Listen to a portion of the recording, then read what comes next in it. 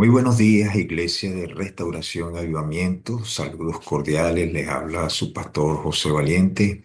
Y para mí es un honor poder estar en esta mañana, hoy 19 de enero, poder compartir con ustedes un tema acerca de lo que estamos haciendo como iglesia. Estamos en este primer mes del año, como todos saben, en pleno ayuno y oración, 21 días de ayuno y oración, y hemos visto la mano del Señor sobre nuestras vidas y sobre nuestra ciudad. Queremos que el Señor en este tiempo obre en favor de la iglesia, eso es lo que estamos haciendo. Es un mes de consagración, de entrega, de búsqueda. Y bueno, yo confío en el Señor que cada uno de ustedes en la modalidad como lo estén haciendo, algunos con el ayuno de Daniel, otros con diferentes tipos de ayuno, pero que estos 21 días sea para usted como la ruta, lo que va a marcar el camino para el resto del año. Uno de nuestros valores principales es que si Jesús es primero, todas nuestras demás prioridades estarán en el justo orden en que deben estar. Y eso es lo que estamos haciendo. Ya desde hace un tiempo atrás, varios años atrás, nosotros hemos comenzado siempre el mes de enero buscando el rostro del Señor con este ayuno y oración. Y en el día de hoy, justamente, el tema que vamos a tocar tiene que ver, yo lo he titulado Salud Financiera. Y yo sé que hoy, allá en la sede nuestra, está declarado el Día de Primicias. Entonces, permítame compartir a través de la palabra del Señor algunas cosas que tienen que ver con este tema. Para ello, voy a invitarle a que vayamos al libro de Segunda de Corintios. En el capítulo 9 vamos a estar leyendo desde el versículo 6 hasta el 11. Repito, Segunda de Corintios, capítulo 9, versículo 6 hasta el 11. Y dice así la palabra del Señor. Pero esto digo, el que siembra escasamente también segará escasamente, y el que siembra generosamente, generosamente también segará. Cada uno dé como propuso en su corazón, no con tristeza ni por necesidad, porque Dios ama al dador alegre. Y poderoso es Dios para hacer que abunde en vosotros toda gracia, a fin de que teniendo siempre en todas las cosas todo lo suficiente, abundéis para toda buena obra. Como está escrito, repartió, dio a los pobres, su justicia permanece para siempre. Y el que da semilla al que siembra y pan al que come, proveerá y multiplicará vuestra sementera y aumentará los frutos de vuestra justicia, para que estéis enriquecidos en todo para toda liberalidad, la cual produce por medio de nosotros acción de gracias a Dios. Y ahora acompáñenme en una breve oración. Vamos juntos a pedirle al Señor que Él ilumine nuestro entendimiento, que en esta mañana podamos entender principios bíblicos acerca de las finanzas, acerca de cómo administrar lo que Dios nos da para bendición nuestra, pero también para exaltación del nombre de nuestro Señor. Y con la mano en su corazón, acompáñeme a orar. Padre, te damos gracias en esta mañana porque tú eres bueno y para siempre es tu misericordia, Señor. Gracias porque estás en nuestras vidas. Cada día, Señor, tú diriges nuestros pasos. Tu precioso Espíritu Santo nos acompaña, Señor. Yo te pido en esta mañana, cuando hemos leído esta porción de tu palabra, Señor, que tú traigas entendimiento y traigas revelación, Padre amado.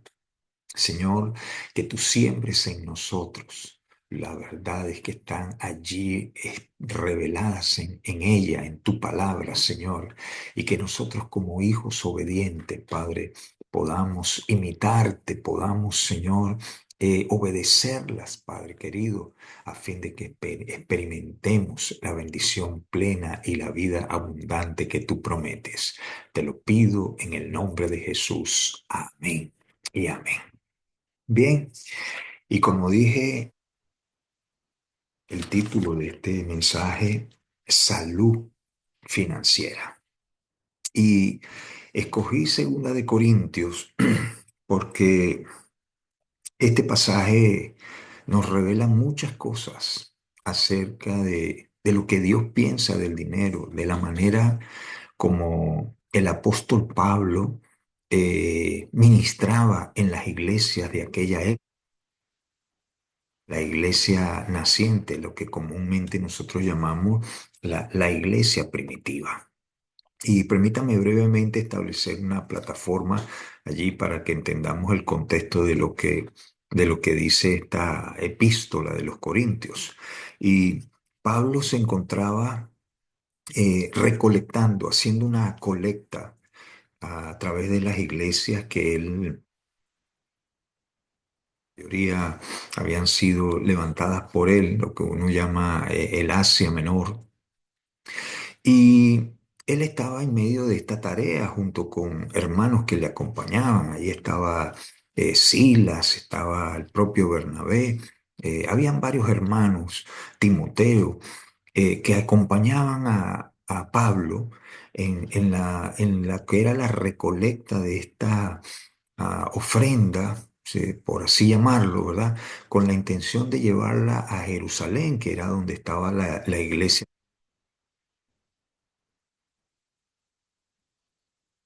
de muchos hermanos, pues, que estaban atravesando circunstancias difíciles. Recuerden que en la época en Jerusalén hubo una hambruna y de la iglesia, pues, quedaron a la deriva.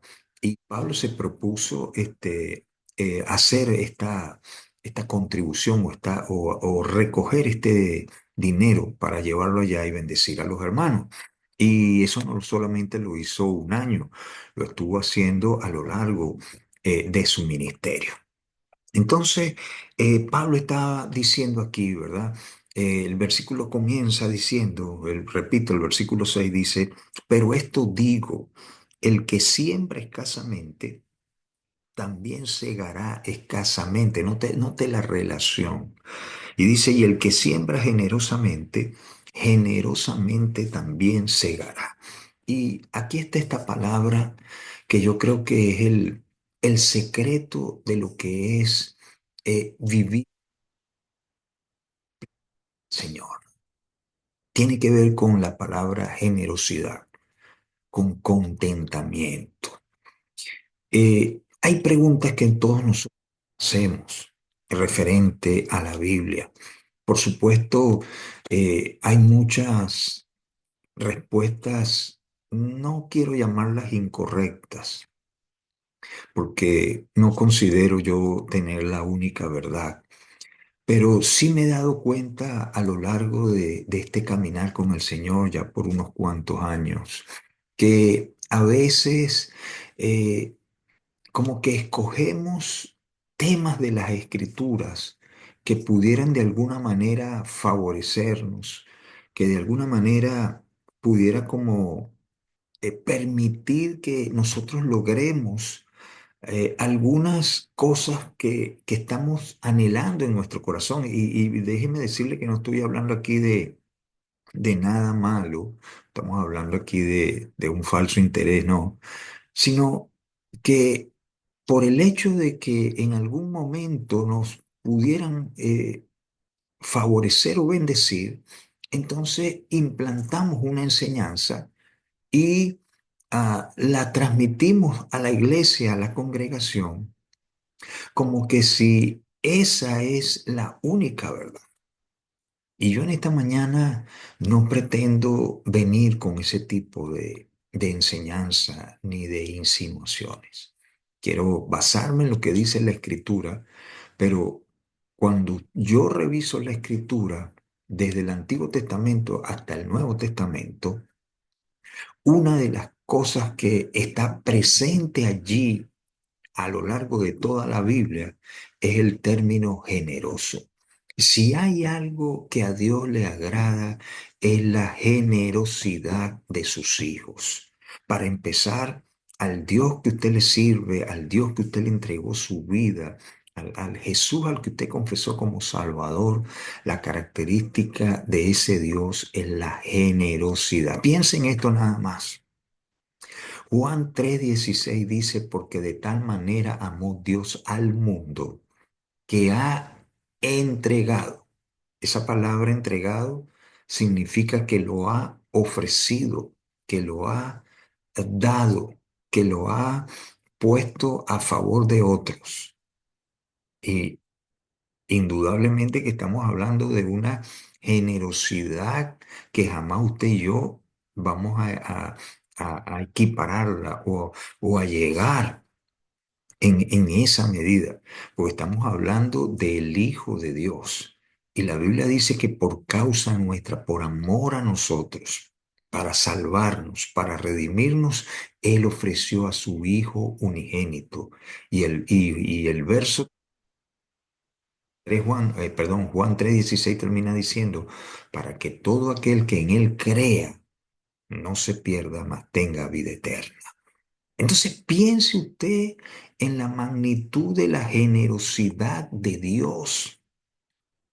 Es el que nos ha dado todo, no solamente la salvación, nos ha dado la salud, nos ha dado el bienestar, nos ha dado el gozo, la esperanza, la alegría. Nos ha puesto en una familia, en una iglesia donde nosotros podemos, juntamente con todas esas personas que nos rodean, podemos servir al Señor y podemos demostrarle el amor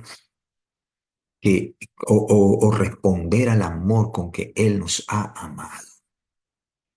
Entonces, yo hoy no pretendo manipularle, yo hoy no vengo aquí con intenciones de que usted eh, se apegue a algo que no está en la escritura, principios espirituales, y que usted mismo decida si va a obedecer al Señor, ¿verdad? Para experimentar la bendición. Pero repito, una de las características de los hijos de Dios es que hemos aprendido a ser generosos en todos los aspectos y hemos visto la mano del Señor en todas las áreas de nuestra vida. Y quiero comenzar con algunas preguntas que yo sé que siempre vienen a nuestra mente. Por ejemplo, ¿está Dios en contra de que sus hijos posean dinero? Es decir, ¿Dios aborrece a los ricos? ¿A Dios no le gusta el dinero? ¿Es malo que usted como un hijo de Dios tenga el deseo en su corazón de prosperar, de poder mejorar en su área financiera, económica? ¿Es malo esas cosas? ¿Lo prohíbe la Biblia? Quiero decirle que en la Biblia no se habla de una prohibición de estos términos o de estas expresiones que yo le estoy diciendo. La Biblia habla de prosperidad. La Biblia habla de bienestar económico. Cuando usted ve el Antiguo Testamento y usted observa esa gente que comenzó a caminar con el Señor, usted se va a dar cuenta que esa gente era próspera, rica, tenía posesiones, tenían riquezas. Y de alguna manera se ha tergiversado esos términos o esa manera de vivir. Y no crea que yo he venido aquí a hablarle de dinero, porque hay mucha gente que es rica, oiga lo que le estoy diciendo, hay mucha gente que es rica, pero no son prósperos. Es decir, tienen mucho dinero en sus cuentas, tienen muchos bienes, pero no son prósperos. Hay una diferencia entre ser rico y ser próspero, porque la prosperidad es un término integral. La prosperidad no está resumida solamente en términos de riquezas monetarias, va más allá, es amplia. Y déjeme ponerle dos ejemplos muy sencillos que yo sé que usted los conoce. Uno de ellos es la viuda de Sarepta, aquella mujer que recibió en su casa al profeta Elías en un tiempo donde no había agua por 3 años y medio, por consiguiente no había alimentos, había una sequía extrema y bueno, la vegetación prácticamente no existía, los animales no existían. Y en medio de esa situación, Dios le da instrucciones al profeta Elías y le dice, ve a Sarepta, a casa de esta viuda, porque yo le he dado instrucciones a ella para que te sostenga. Y la pregunta es, ¿cómo es posible que en medio de una condición económica de sequía, de carencia de alimentos, Dios escoja a una mujer que la Biblia le llama viuda? Quiere decir que no tenía marido, que a lo mejor no tenía una fuente de ingreso, no lo sabemos porque no hay detalles en eso en la escritura. Pero lo que sí sabemos era que tenía lo necesario para no solamente abastecer al profeta, sino también para abastecerse ella y su hijo, porque tenía un hijo. Y la escritura dice que cuando el profeta llegó allá a casa de ella y le dijo, mujer, dame de beber, dame un vaso de agua. Ella, la respuesta de la mujer fue esta. Le dijo, sabe el Señor que solamente poseo un poco de harina y esta agua, e iba a hacer unas tortas de harina para que comamos yo el muchacho y luego muramos. Imagínese usted la situación tan extrema que había de carencia de alimento. Pero el profeta le dio una palabra, que ahí es donde está el secreto.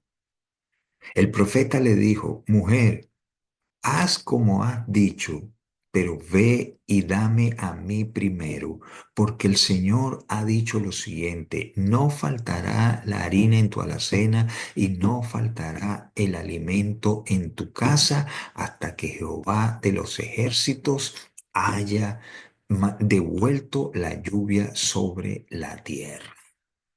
Y la Biblia dice que la mujer fue y obedeció al profeta e hizo tal como él le dijo. Amados, estos son principios que están en la escritura, porque el resultado de eso fue que mientras el profeta estuvo allí y seguramente después que el profeta se fue, a la mujer no le faltó nada, nada. El Señor la sostuvo, el Señor la sustentó. Y eso para mí es prosperidad, porque es cuando Dios toma el control de toda tu vida y provee y suple y te da salud y te da paz en tu corazón, pero también te da agradecimiento, te da contentamiento para que tú en tu manera de vivir lo expreses y vivas de una manera gozosa y contenta, porque de eso se trata. El otro ejemplo es el de la mujer también, creo que viuda, que está en el templo y Jesús está con Pedro allí en el templo, observando a los que están dando las ofrendas y los diezmos. Y el Señor le hace una pregunta a Pedro y le dice, Pedro, ¿quién crees tú que ha dado más? ¿Los fariseos que precedieron a la mujer o esta mujer que acaba de darlo todo? Y yo me imagino a Pedro, pues buscando allí en su cabeza qué respuesta darle. Y dijo, mejor yo, Pedro se había equivocado muchas veces, así que esta vez no abrió la boca. Pero yo le aseguro que internamente la voz de Pedro, de su conciencia, le decía, cónchale, pero los fariseos dieron cantidades grandes de dinero. Y el propio Señor le respondió a Pedro y le dijo, te aseguro que esta mujer ha dado más que ellos porque lo ha dado todo. Entonces, como usted puede ver, no se trata de cuánto le doy yo al Señor. No se trata de que mientras lo que yo le ofrezco a Dios sea más grande, entonces quiere decir que mi prosperidad va a ser mayor o mi reconocimiento va a ser mayor. No, se trata de actitud, de motivación, del por qué hacemos las cosas. Allí está el secreto. El por qué usted y yo hacemos algo para Dios. Y vuelvo a repetir, esto no tiene nada que ver con dinero, tiene que ver con todo lo que tiene, lo que representa la vida cristiana. ¿Por qué vamos a la iglesia? ¿Por qué yo uso el don que el Señor me ha dado? ¿Porque uso un instrumento, si ese es el caso? ¿Será como los fariseos señalaba el Señor para ser vistos y reconocidos? Y el Señor le decía a los discípulos, si esa es la razón por la que los hacen, bueno, ya recibieron su recompensa. ¿Cuál es la recompensa de ellos? El aplauso de las personas, la aprobación de la gente. Hasta ahí llega la recompensa de quienes actúan de esa manera para ser vistos, para ser reconocidos, para recibir honra y reconocimiento. Pero la Biblia o Jesús dice, no sean ustedes así. Cuando ustedes ofrenden, cuando ustedes le den algo a alguien, no sepa tu derecha lo que ha hecho tu izquierda. Eso es lo que dice la Escritura. Lo que el Señor está diciendo es que haz las cosas no para ser visto de otros. Hazlas porque amas al Señor, porque lo quieres agradar y porque el Señor puso esa carga, ese sentir de darle a esa persona eso que Dios puso en tu corazón. Y la Biblia dice que lo que tú haces en lo secreto, en este caso, el ofrendar, el ayudar, el servir, Dios dice que lo recompensará en público. Él te dará reconocimiento, Él te exaltará, Él hará que seas visto y reconocido. De esa es la manera como funciona el reino de Dios. Dice la Escritura que Dios es el dueño de todo. Él lo hizo todo. Dios es rico. Así que Dios no necesita de nuestro dinero. Dios no necesita de nada porque en primer lugar Él lo posee todo y en segundo lugar Él lo ha hecho todo. Permítame leer un pasaje, un texto, hay muchos, pero simplemente quiero leer uno. Y está en Primera de Crónicas. Anote estas citas y por favor después en la casa revíselas con calma. Primera de Crónicas, capítulo 29, verso 10 en adelante. Este es el momento cuando el rey David está a punto de morir y está haciéndole entrega del reino a su hijo. Y él le está diciendo a Salomón,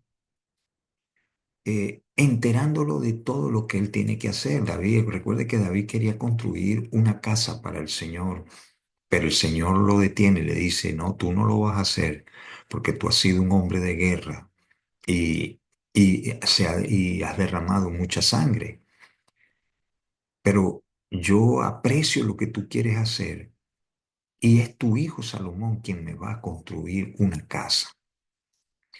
Y dice la Biblia que David entonces empezó, antes de morir, empezó a recoger de su propio tesoro, de las cosas que él había obtenido o la riqueza que él había obtenido en sus batallas y en sus conquistas. Él apartó una gran cantidad de oro, de plata, de bronce, de madera, tantas cosas. Las apartó para entregárselas a su hijo Salomón a fin de que construyera el templo donde estuviera la presencia del Señor. Y él hace una oración, que es la que le voy a leer. Y repito, Primera de Crónicas 29:10 dice, Asimismo se alegró mucho el rey David y bendijo a Jehová delante de toda la congregación y dijo David, escuche, bendito seas tú, oh Jehová, Dios de Israel, nuestro Padre, siglo y hasta el siglo. Tuya es, oh Jehová, la magnificencia y el poder, la gloria, la victoria y el honor, porque todas las cosas que están en los cielos y en la tierra son tuyas. Tuyo, oh Jehová, es el reino, y tú eres excelso sobre todos.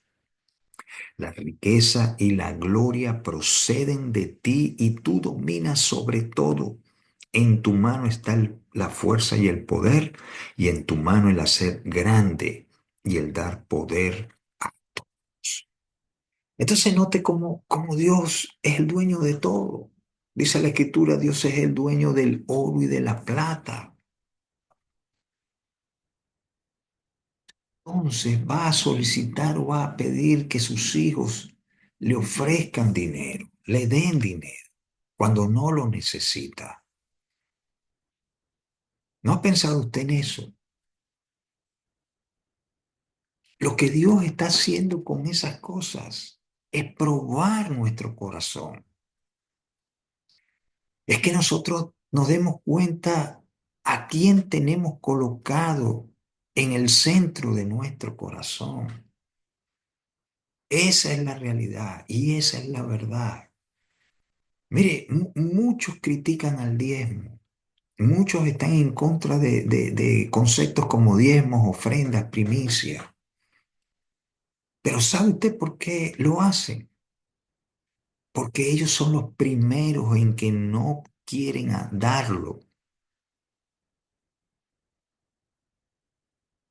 Eso significa que en su corazón hay una lucha. La pregunta es, ¿qué Dios es el que está dominando el corazón de esas personas? Te pregunto a ti, ¿cuál es tu Dios? Lo que está en tu corazón. El primer valor que la iglesia es Jesús es primero. Y eso significa primero en todo. Dios no comparte su gloria con nadie. Dios no quiere a alguien o algo que esté compitiendo con Él. Él quiere ocupar el primer lugar en nuestro corazón. Y eso va en el área espiritual, que es lo que estamos haciendo ahorita, buscando al Señor con ayuno y oración. Pero también va en el área de cosas.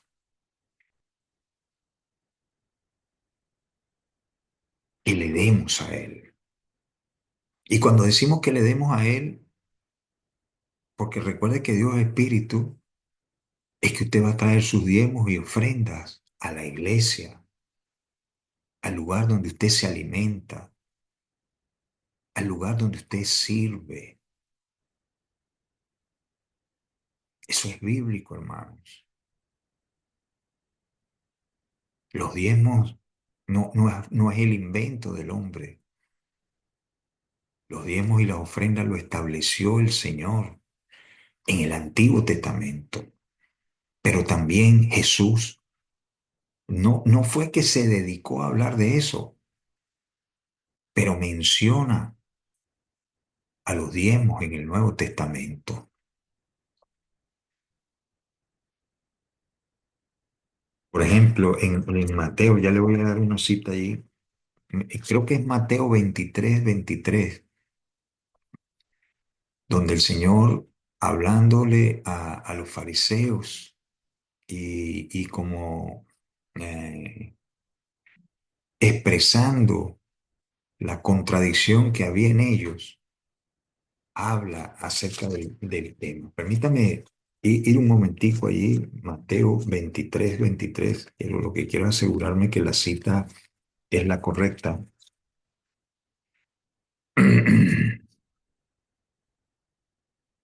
Y es, mire lo que dice Mateo 23.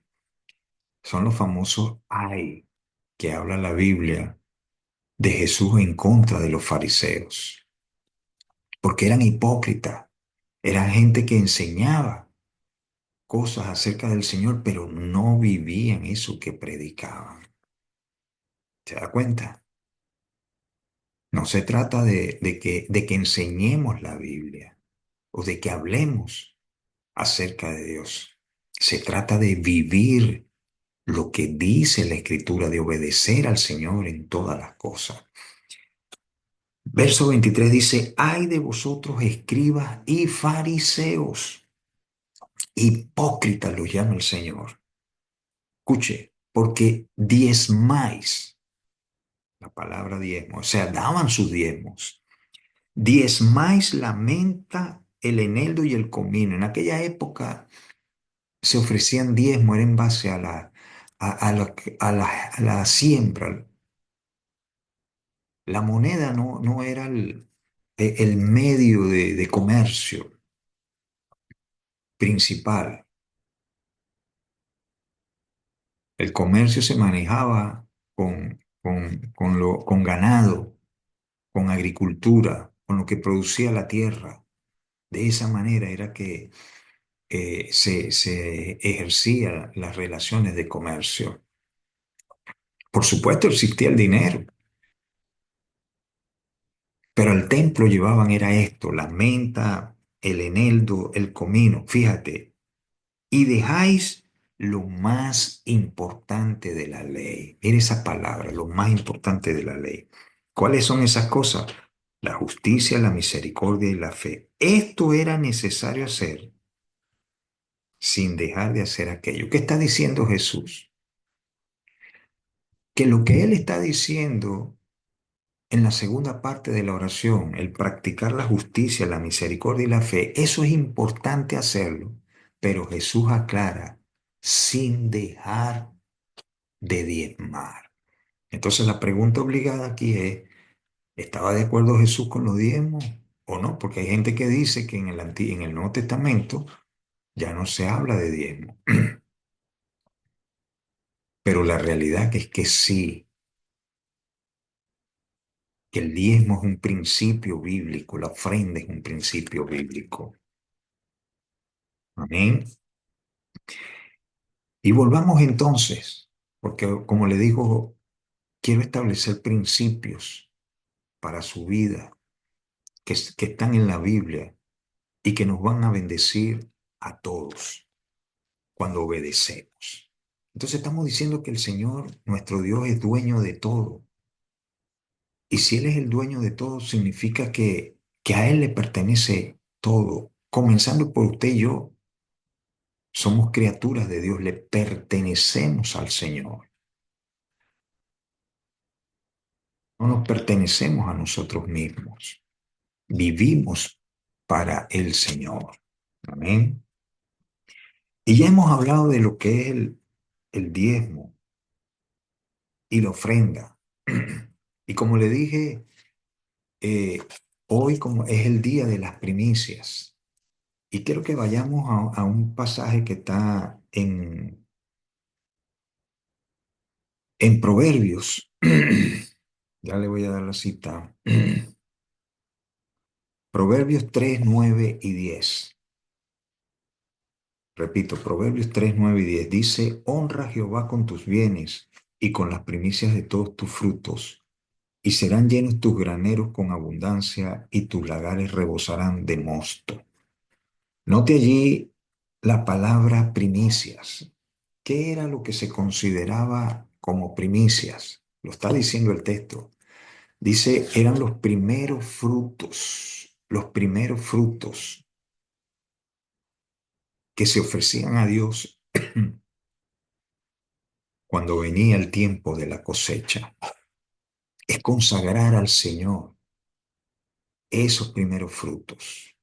En nuestro caso no somos agricultores, no somos ganaderos, somos personas que nos manejamos a través del dinero, producto de nuestro trabajo, de lo que hacemos.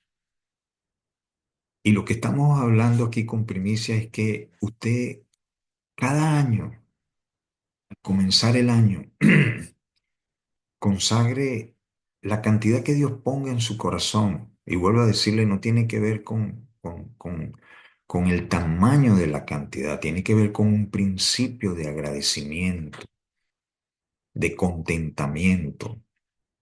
Vuelvo a citar el texto de Corintios, de Segunda de Corintios, cuando Pablo dice, pero esto digo, el que siembra escasamente también segará escasamente, y el que siembra generosamente, generosamente también segará. Cada uno de como propuso en su corazón, lo que Dios ponga en su corazón. Y Pablo dice de qué manera hacerlo, no con tristeza, no por necesidad, es decir, no trate usted de manipular a Dios, porque a veces la gente quiere manipular al Señor en el sentido de que te doy esto a cambio de que me des esto. No, con Dios no se puede hacer trueque. Con Dios la única actitud válida es que usted lo haga con alegría de corazón, como lo dice la Escritura. Porque Dios ama al dador alegre. Y el texto va más allá y dice, y poderoso es Dios para hacer que abunde en toda gracia, a fin de que teniendo siempre en todas las cosas todo lo suficiente, abundéis para toda buena obra.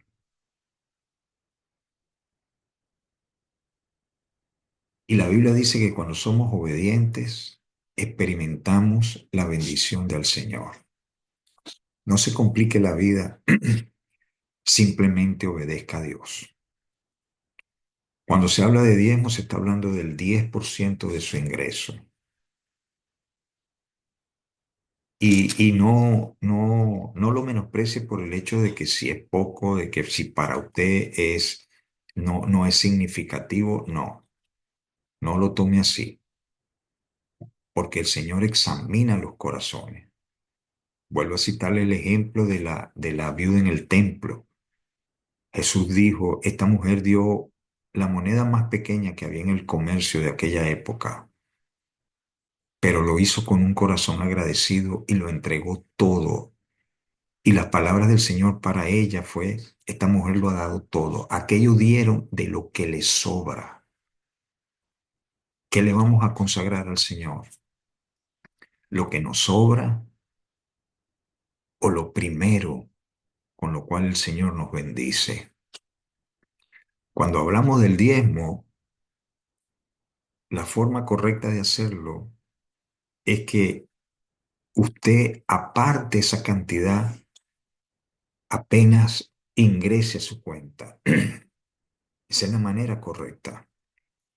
Y no que usted distribuya su presupuesto o, sí, indique en qué va a gastar su dinero y de último deje al diezmo. Eso no es lo correcto.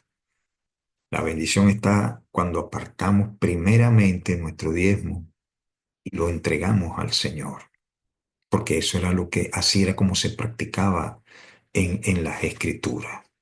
Y yo simplemente le estoy indicando para que experimente la bendición. Es la única área donde el Señor dice, pruébenme. El texto de Malaquía, el Señor dice, traigan los diezmos al alfolí para que experimenten bendición. Y dice, y pruébenme en esto, ver si no abro las ventanas de los cielos y derramo suficiente bendición sobre cada uno de ustedes. Entonces se trata de que usted pruebe a Dios, porque es la única área donde Dios dice pruébeme. Amén. ¿Qué otra cosa quiero compartirles en esta mañana? Si estamos hablando de lo que es la salud financiera, Dios quiere que usted tenga en orden su vida, su hogar. Muchos de ustedes tienen familia, casados, una esposa, hijos. Y yo sé que aunque vivimos en naciones o en países donde las economías son muy volátiles, no son lo más estables, pero hay principios que funcionan para todas las economías. Funcionaron en la época de los discípulos de Jesús y funcionan en esta época. Y una de esas cosas es el elaborar un presupuesto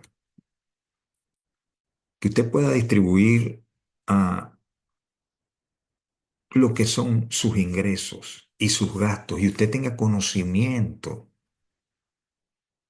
de cuánto ingresa y en qué lo gasta. Porque yo creo que ese es el problema de muchos, que el dinero ingresa, pero no saben en qué lo gasta.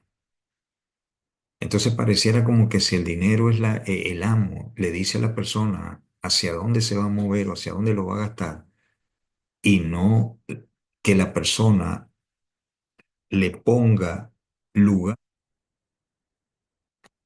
arriba, digamos en este caso que es la moneda nacional que ingresa a su casa, a su presupuesto. ¿Me explico lo que le quiero decir? Usted tiene que saber en qué está gastando su dinero, porque nos vamos a encontrar muchas veces que están las zorras pequeñas, los gastos pequeños, cosas que a lo mejor nosotros nunca nos hemos sentado a como a examinar, miren que estoy gastando esto, y por el hecho de que creemos que son gastos insignificantes, pero es por allí donde hay una fuga, donde hay una filtración. Yo sé que en nuestra nación el mayor gasto va a ser siempre la alimentación. Y por supuesto, los que pagan un alquiler, esos son los gastos más fuertes, digámoslo así. En las condiciones en que está nuestra nación, bueno, a lo mejor muchos de ustedes no tienen un vehículo. Si lo tienen, pues ya lo pagaron. Y a lo mejor lo que están luchando ahora es con reparaciones, con cosas que tienen que ver ya de desgaste, de uso de ese vehículo. Pero lo principal es que ustedes elaboren un presupuesto, que usted esté en conocimiento de cuánto gasta, para luego entonces poder hacer las correcciones, los ajustes, poder decir, bueno, mira, tenemos que recortar, a lo mejor no es tan importante o tan necesario ahorita. Y usted puede entonces empezar poco a poco a tener un ahorro, que es lo que se busca. Lo otro que quiero también que tome en cuenta son las deudas. Sé también que en nuestra nación en estos momentos la mayoría de los créditos están detenidos, parados. No hay créditos ah, para la adquisición de casas, para la compra de vehículos, todas esas cosas, fruto del mismo problema de la economía. Y usted dirá, bueno, pastor, pero ese no es mi problema. Sin embargo, pudieran haber otro tipo de deudas. Y esas deudas se convierten en un problema para nosotros. Porque la Biblia habla de que debemos eliminar las deudas, de que no debemos deber nada a nadie. Mire, vamos a Romanos 13. Romanos 13. Qué bueno que la Biblia nos habla de todo. Usted puede encontrar respuesta a todas sus inquietudes, todas sus preguntas en la Escritura. E- En, en Romanos 13, versículo 6 o el 7 mejor, repito, Romanos 13 7 dice, pagad a todos lo que debéis, que tributo, tributo, mire esto, al que impuesto, impuesto, al que respeto, respeto, al que honra, honra. Pablo está diciendo aquí que debemos pagar todo, y una de esas cosas son los impuestos. Yo pienso que en nuestras naciones uno de los problemas en el área económica es el hecho de que no hay una costumbre de pagar tributo, de pagar impuestos. Y yo creo que eso resta bendición a nuestras vidas. Sé que las leyes tienen establecido unos parámetros y muchos de ustedes no llegan a lo que es la declaración de un impuesto anual por el monto que pudieran recibir anualmente. Pero si las economías mejoran, algo que tenemos que aprender los latinos es que tenemos que pagar los impuestos, lo que nosotros llamamos el impuesto sobre la renta, porque eso es bendición, eso es estar alineado con la palabra del Señor. Y no me quiero quedar allí. Dice el 8 dice, no debáis nada a nadie, sino el amaros unos a otros. Entonces, si en esta mañana usted sabe que tiene una deuda con alguien, comprométase con usted mismo y comprométase con el Señor y pídale a Dios que le ayude a pagar esa deuda. Llegue a un acuerdo con esa persona y comience a pagar eso, porque así está usted cancelando argumentos que el enemigo va a usar en contra suya. La Biblia dice que cuando debemos algo a alguien nos convertimos en esclavos de ese a quien le debemos. Y a veces la gente experimenta maldición en su vida porque tiene una deuda con alguien y ese alguien está vociferando, hablando mal de usted. Le presté X cantidad de dinero o le presté esta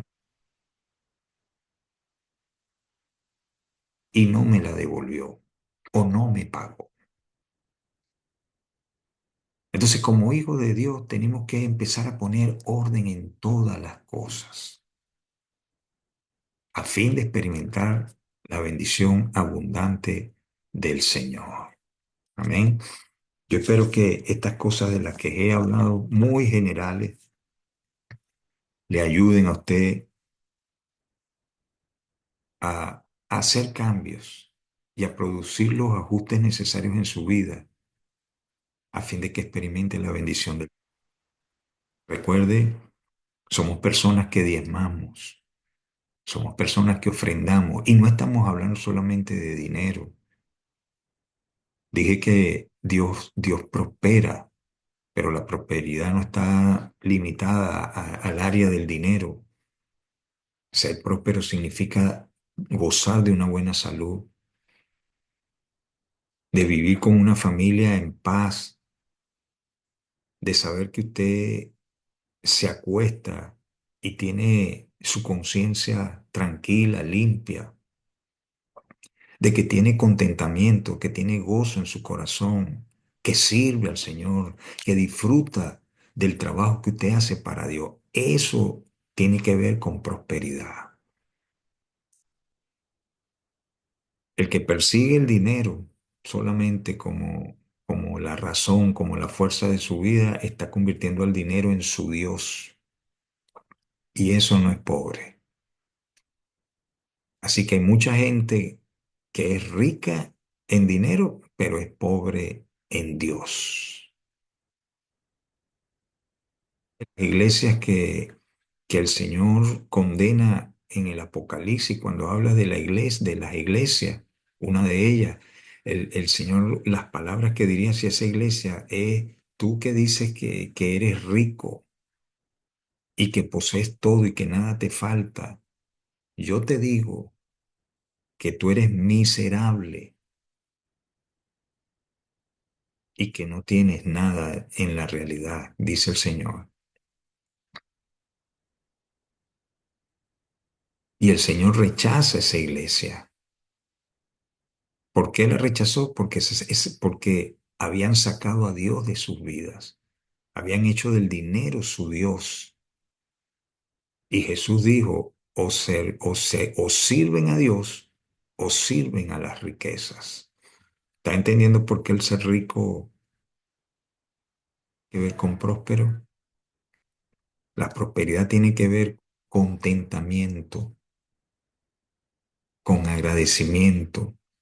Y eso no significa que usted sea conformista, es lícito que usted desee mejorar y prosperar económicamente, eso es lícito, esfuércese en eso, pero poner las cosas en su justo orden. Amén. Y finalmente, antes de orar, la Biblia dice que nosotros somos mayordomos de Dios, de lo que Dios nos da. Todo lo que Dios le da a usted no es dueño. Usted es mayordomo de eso que el Señor pone en sus manos. Administrelo bien, dele el uso adecuado, porque el Señor dice que entonces Él te llevará a un nuevo nivel, a una nueva posición. Amén. Oremos. Padre, te damos gracias, Señor, en esta mañana. Gracias porque tú nos enseñas a través de tu palabra, Señor. Hoy pido que bendigas a esta congregación, que tú bendigas a cada hermano y hermana que está aquí presente, Señor. Que tú suplas toda necesidad en sus vidas, en sus hogares, Señor. Que nada falte, Dios mío.